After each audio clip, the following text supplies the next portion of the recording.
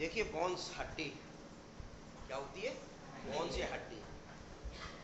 अपन लोग एक कंपेरिजन वाला करते हैं। यहाँ मैट्रिक्स, उपास्थि में भी मैट्रिक्स होता है। मैट्रिक्स का मतलब है, कुछ लोग समझ रहे होंगे क्या है, कि द्रव है, पदार्थ है जो कोशिकाओं के द्वारा, मैंने कनेक्टिव टिश्यू बताया था, पढ़ाया था, तब शुरुआत में कहा था कि इसका जो द्रव होता है वह कोशिकाओं के द्वारा, और इन ऊतक में जो तंतु पाए जाते हैं जिनको फाइबर्स कहा जाता है वह भी कोशिकाओं के द्वारा स्रावित होते हैं। पहली चीज तो ये जान लीजिए। तो ये मैट्रिक्स, इसके मैट्रिक्स को ओसिन कहा जाता है। मैट्रिक्स को क्या कहते हैं, ओसिन। दूसरी सेल्स, वहां भी सेल्स होती थी, तो यहां इनकी सेल्स को क्या नाम दिया जाता है,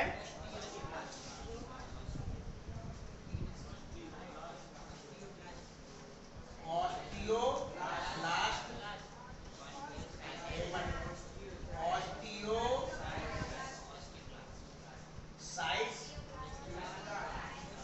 और ऑस्टियोक्लास्ट। ठीक है, इनके चारों ओर जो आवरण पाया जाता है वहां पेरिकॉन्ड्रियम कहा गया था। यहां जो कहा जाता है वह है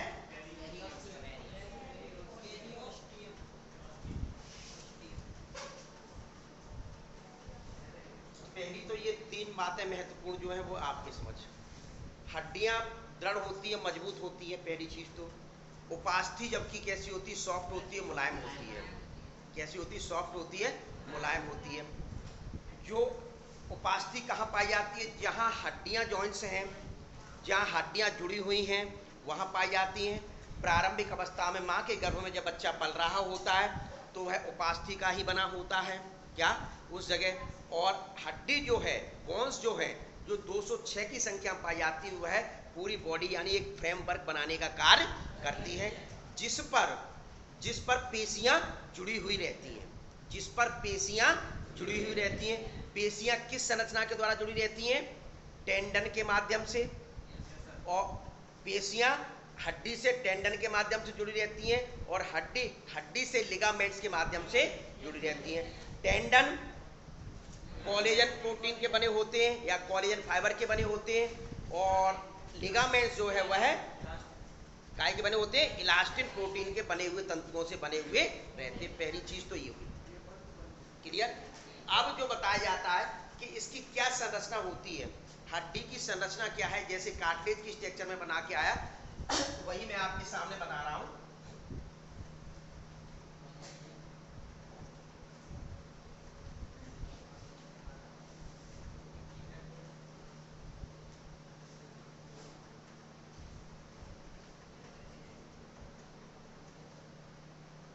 ये कोई आपकी एक बोन्स है, कांगई बोन्स। देखिए ये आप देख रहे हैं इतनी लंबी बोन्स है, इसी वजह से ये लंबी बोन्स बनाई। ये कौन सी बोन है, थाई बोन, यानी जांग में पाई जाने वाली हड्डी है। कौन सी, जांग में पाई जाने वाली हड्डी है। इस सिरे पर मैंने आपको क्या बताया था, उपास्थि पाई जाती है यहाँ, जिसके कारण यहाँ घर्षण नहीं होता है, घर्षण इनमें आपस में नहीं होता है। पहली चीज तो ये ध्यान में रखें। अब इनके बीच में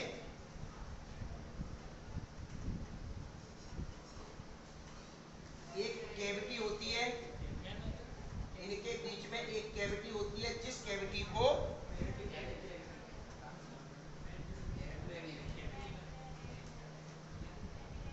बातचीत नहीं, मेडुलरी कैविटी कहा जाता है।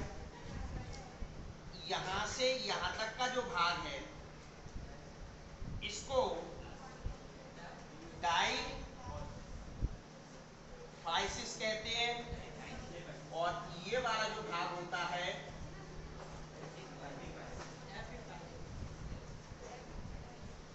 एपिफाइसिस कहलाता है। पहली चीज तो ये, मतलब हड्डी का कौन सा, यानी बीच वाला जो भाग है वो डाईफाइसिस, और किनारे वाले जो भाग है वह एपिफाइसिस के नाम से जाने जाते हैं। पहली चीज ये आप तैयार कर लीजिए। अब ये जो खाली स्थान है इसमें सघन रूप से बिल्कुल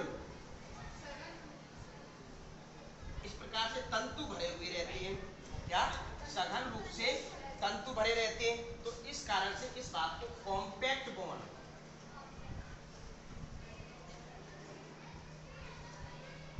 कॉम्पैक्ट बोन कहलाता है ये वाला भाग।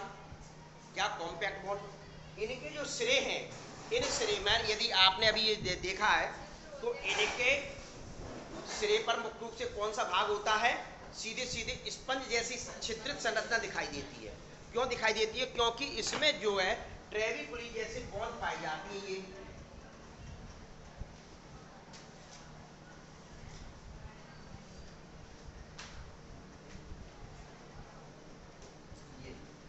पाई जाती है।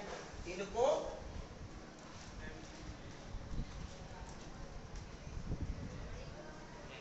ट्रेविकुली कहा जाता है। इनके बीच में देख रहे हैं जैसे ये, इनके बीच में ये स्थान दिखाई दे रहा है, ये ऐसे ही इनके बीच में ये जो स्थान होता है, इसमें एक पदार्थ भरा रहता है, आरबीएम, रेड बोन मैरो कहलाया। क्या कहलाया? ये वाले भाग जो क्या कहलाते हैं? Red bone marrow. In red bone marrow के द्वारा आरबीसी, डब्ल्यूबीसी,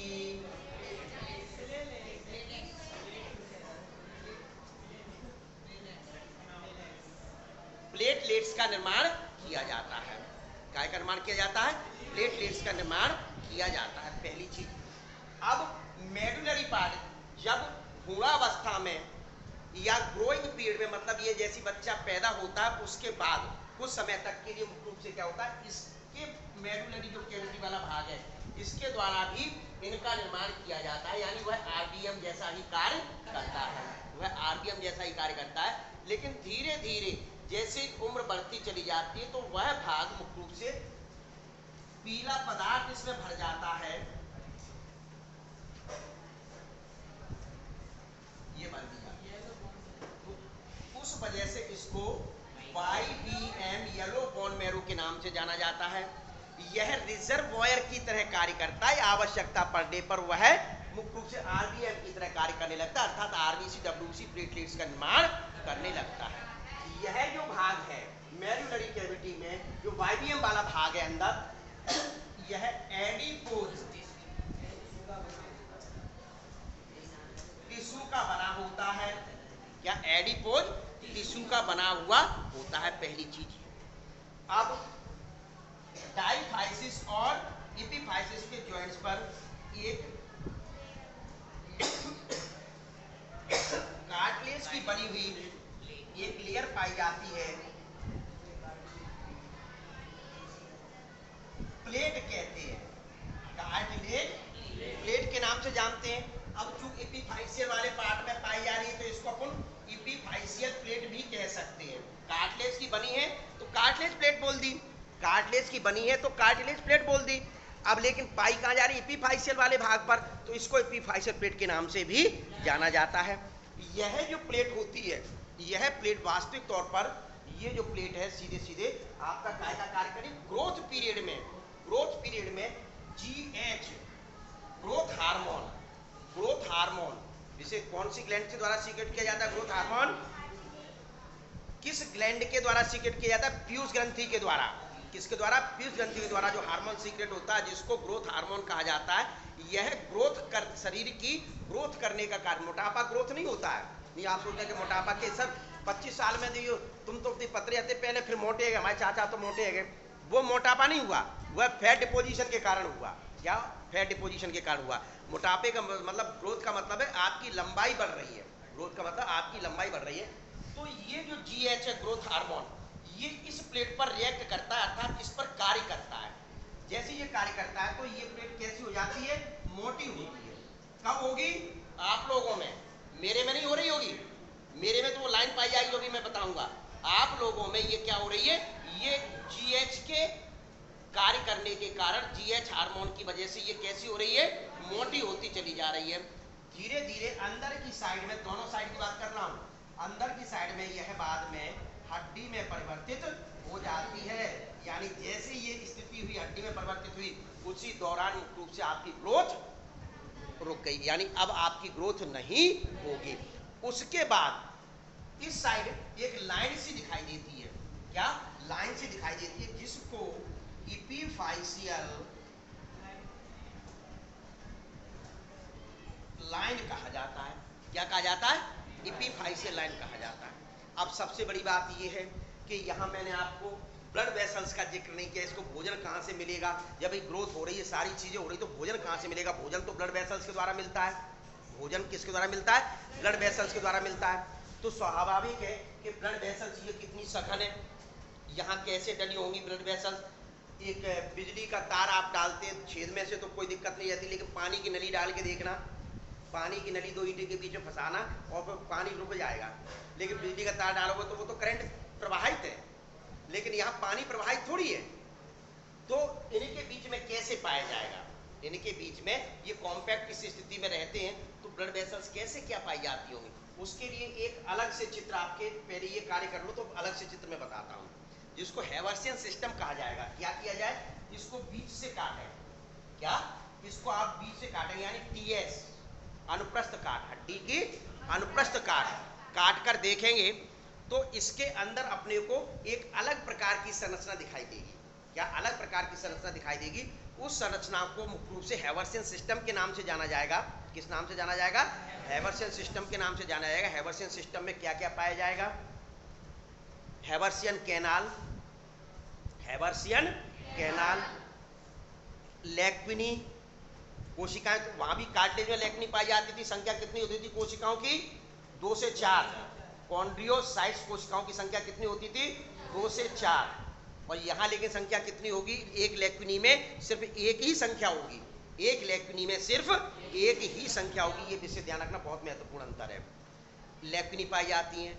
लेक्विनी मुख्य रूप से आपस में जो जुड़ी होती है वो शाखाएं से जुड़ी होती हैं, तो जिनको कैनालिकुली के नाम से जाना जाता है।